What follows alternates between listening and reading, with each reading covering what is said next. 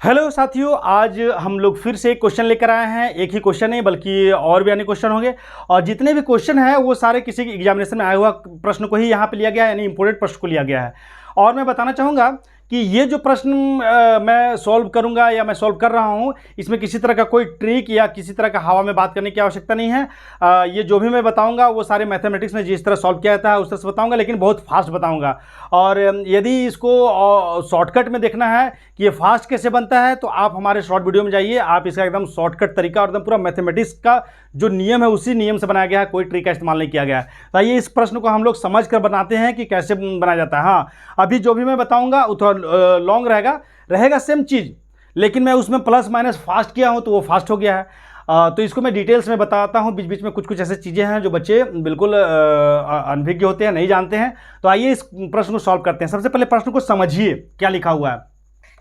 8 व्यक्तियों के औसत भार में 1.5 केजी का वृद्धि होता है।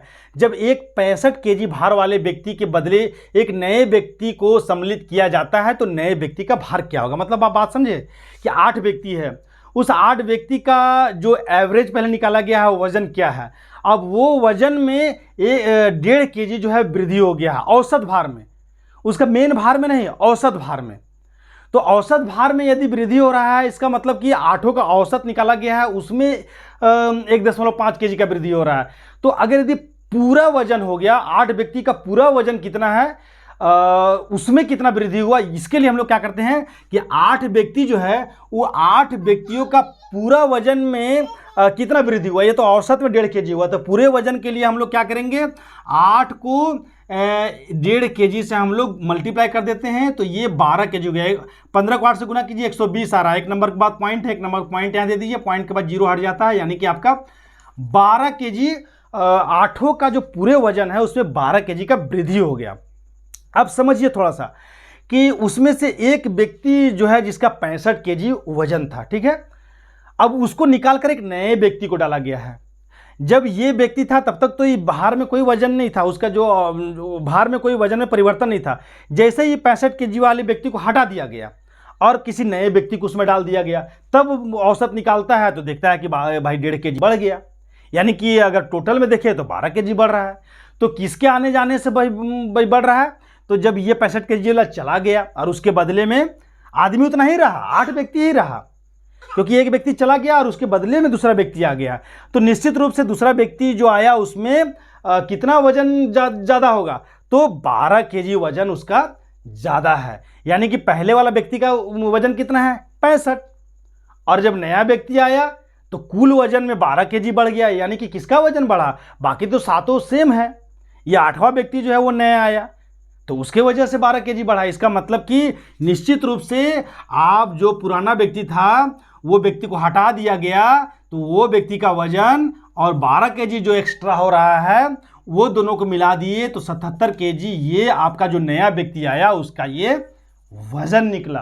तो एक्चुअली में हम इस तरह से बनाते हैं, लेकिन आपको 1 मिनट के अंदर अगर इसी वीडियो को देखना है तो आप हमारे शॉर्ट वीडियो में विजिट जरूर कीजिए। इसमें कहीं किसी तरह का कोई ट्रिक का इस्तेमाल नहीं किया गया है। और साथियों, यदि हमारा ये इस तरह के वीडियो जो है अच्छा लग रहा होगा, मेरे बताई हुई जानकारी आपको आसान और अच्छा लग रहा होगा, तो आप मेरे चैनल को शेयर कीजिए ताकि मुझे भी सपोर्ट होगा। और सब्सक्राइब नहीं किए हैं तो सब्सक्राइब कर लीजिए और लाइक कमेंट तो जरूर कीजिए। जो भी गलत सही कमेंट होगा कि तो वो आप जरूर कीजिए, इससे हमें भी फीडबैक मिलेगा और हमें लगेगा कि हाँ बच्चों को और इसमें क्या करना है।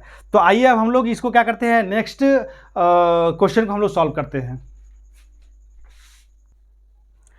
देखिए नेक्स्ट क्वेश्चन हम लोग लेकर चलते हैं। ये भी किसी न किसी एग्जामिनेशन में आया हुआ है। इसको ध्यान से हम लोग कैसे बनाएंगे, कोई ट्रिक का इस्तेमाल नहीं करना है, ठीक है। इसको थोड़ा सा लॉन्ग प्रोसेस से बनाएंगे, यानी पूरा सिस्टम से बनाएंगे। और यदि इसी का फास्ट में देखना है तो बिना किसी ट्रिक का एकदम कम समय में यानी 1 मिनट के अंदर बनाया गया है, वो शॉर्ट वीडियो आप देख लीजिएगा। देखिए इसमें क्या बोला है, साधारण ब्याज की किस दर पर कोई धन 15 वर्ष में स्वयं का 4 गुना हो जाएगा। अब देखिए ब्याज 2 तरह का होता है, एक साधारण ब्याज और एक चक्रवृद्धि ब्याज। अब साधारण ब्याज और चक्रवृद्धि ब्याज में क्या अंतर है वो भी मैं थोड़ा सा आपको बताता हूं। देखिए साधारण ब्याज का मतलब है कि 100 रुपया कोई आपको कर्ज दिया और बोला कि भाई हम 10% इसका जो है कि आपका इंटरेस्ट लेंगे हर महीना या हर साल। तो 10 रुपये का मतलब हुआ कि मान लेते हैं एक महीना में या एक साल में 10% इंटरेस्ट ले रहा है, तो 100 का 10% 10 रुपया हुआ। तो यदि अभी मान लेते हैं 2024 में आप कर्ज लिए, 2025 में आपको चुकाना होगा कितना, 100 रुपया और 10% 10 रुपया, यानी कि 110 रुपया। अगर किसी कारणवश नहीं चुका पाएँ 2024-25 में, तो 26 में चुकाइए।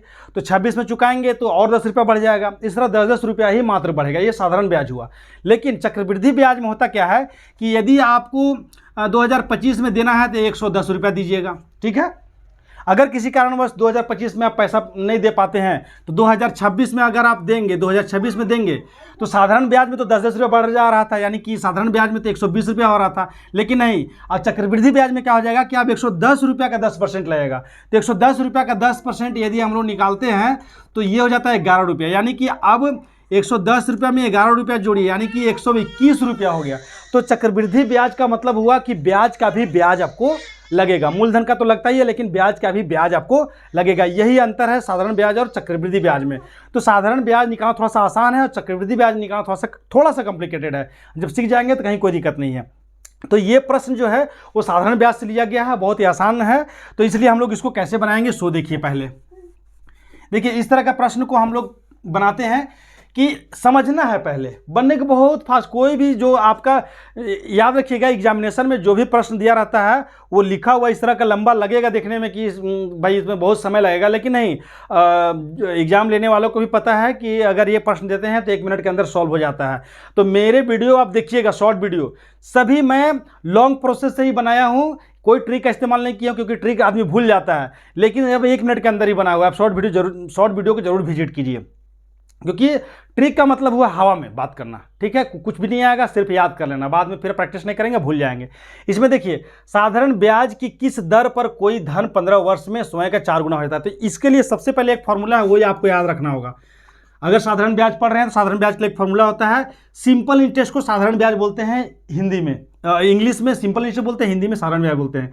इसका फॉर्मूला होता है SI = P × R × T/100। अब इसके विषय में भी मैं समझाऊंगा आपको। SI मतलब सिंपल इंटरेस्ट, साधारण ब्याज। P मतलब मूलधन, यानी कि जो 100 रुपया आपको बताया था ना कि 100 रुपया किसी से कर्ज लिए, तो जो कर्ज लिया हुआ पैसा होता है उसको मूलधन बोलते हैं। R यानी रेट, किस रेट पे दिया, नहीं बताया था अभी कि 10% हर एक वर्ष लगेगा, 10%, तो इसी को रेट बोलते हैं। और टाइम, कितना समय के लिए आपने लिया कर्ज, 5 साल, 10 साल, 1 साल, 2 साल, तो वो टाइम हो गया, ठीक है। तो आपको समझ में आ गया होगा। अब देखिए यहाँ पे, साधारण ब्याज की किस दर पर कोई धन 15 वर्ष में स्वयं का 4 गुना हो जाएगा।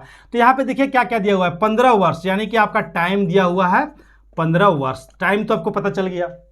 दर यहाँ पे आपको निकालना है, किस दर पर, देखिए आपको यही दर निकालना है।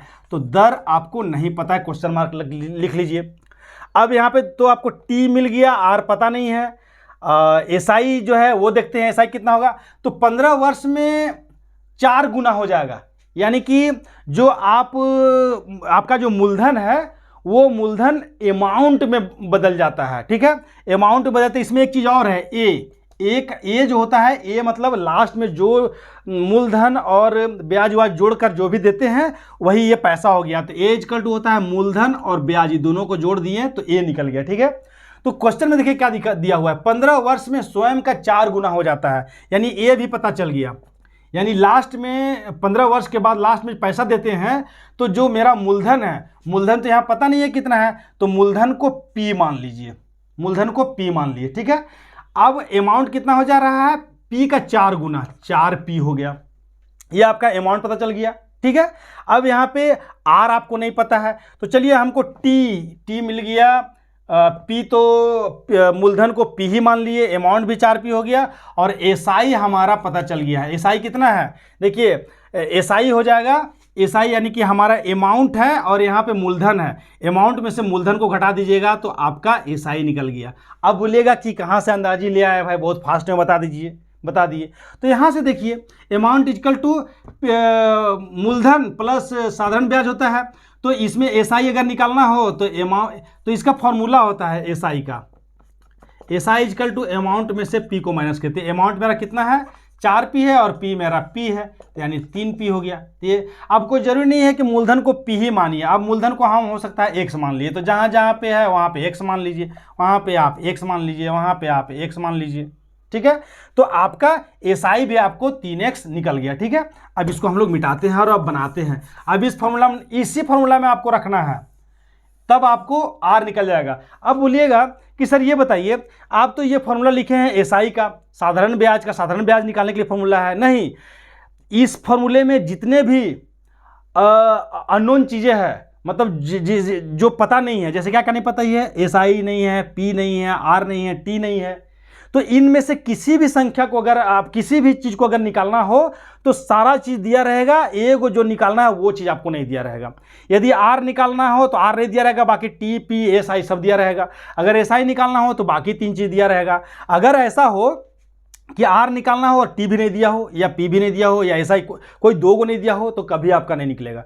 किसी न किसी रूप से आपको समझ कर यहाँ से निकालना ही होगा। अगर डायरेक्ट में नहीं दिया हुआ है तो इनडायरेक्ट में निकालना होगा। जैसे अभी यहाँ देखिए, आपको समय तो 15 वर्ष दिया हुआ था, ठीक है, R तो हमको निकालना ही है।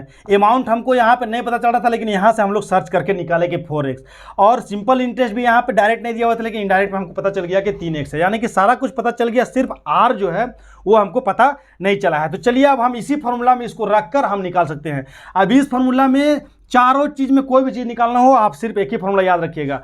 बहुत सारे लोग तो बताते हैं कि नहीं, हर एक फार्मूला को, बहुत सारे लोग बताते क्या है, बहुत सारे बच्चे क्या करते हैं, सारा फार्मूला को रट लेते हैं, लेकिन नहीं, सारा फार्मूला, उतना फार्मूला नहीं रट पाइएगा। बस एक फार्मूला रटिए और इस चारों चीज़ में से जो चीज़ देगा बस उसको आपको निकाल लेना है। तो देखिए, हम लोग को निकालना है कौन चीज़, R, तो यही फार्मूला हम चलते हैं। ये फार्मूला में SI कितना दिया हुआ है, 3x रखिए, और P कितना दिया हुआ है, x, P यहाँ देखिए हम लोग x लिए हैं। उसके बाद R हमको नहीं पता है, T कितना पता है, T 15 वर्ष दिया हुआ है, और नीचे 100, ये तो फॉर्मूला में ही रहता है। अब चलिए यहाँ पे हम लोग सॉल्व करते हैं। देखिए, इक्वल के उस साइड अगर यहाँ पे x है और इधर भी x है और इधर यहाँ मल्टीप्लाई में सब हो, तो अब ये x को x से आप डिलीट कर सकते हैं। इसके विषय में भी बहुत डिटेल से मैं नेक्स्ट वीडियो में बताऊंगा, लेकिन आप इतना जानकारी रखिए। अगर इधर भी कोई नंबर रहता 5 और यहाँ प्लस माइनस ये रहता, तब आप काट नहीं सकते, लेकिन यहाँ अगर मल्टीप्लाई में रहता तो आप काट सकते हैं। यहाँ भी यदि प्लस माइनस में रहता तो आप ऐसे ऐसे नहीं काट सकते हैं, ये आप जान लीजिए, बेसिक चीज़ है ये सब। तो ये और ये कट गया, यहाँ बचा 3। अब यहाँ देखिए और भी कटेगा, यहाँ ये 3 से ये 15 कट गया 5 बार में। अब ये 5 से 20 बार में कट गया। अब यहाँ बचा आपका कितना, 1 बचा, तो नीचे 1 छुपा हुआ रहता है, क्रॉस मल्टीप्लाई कीजिए, 20 से 1 को मल्टीप्लाई कीजिए, 20 हो गया, और 1 को यहाँ R बचा, R से मल्टीप्लाई कीजिए, R हो गया। यानी R इक्वल टू आपको 20% निकल गया, जो कि आपका B सही है। तो ये आपका लॉन्ग सिस्टम हुआ। यदि इसी का आपका शॉर्ट में जाना है तो आप मेरे वीडियो को शॉर्ट वाला में देखिए, उसमें आपको पूरा अच्छा तरह से इसको समझाया हुआ है, आप देख लीजिएगा। तो चलिए अब हम लोग नेक्स्ट वीडियो चलते हैं।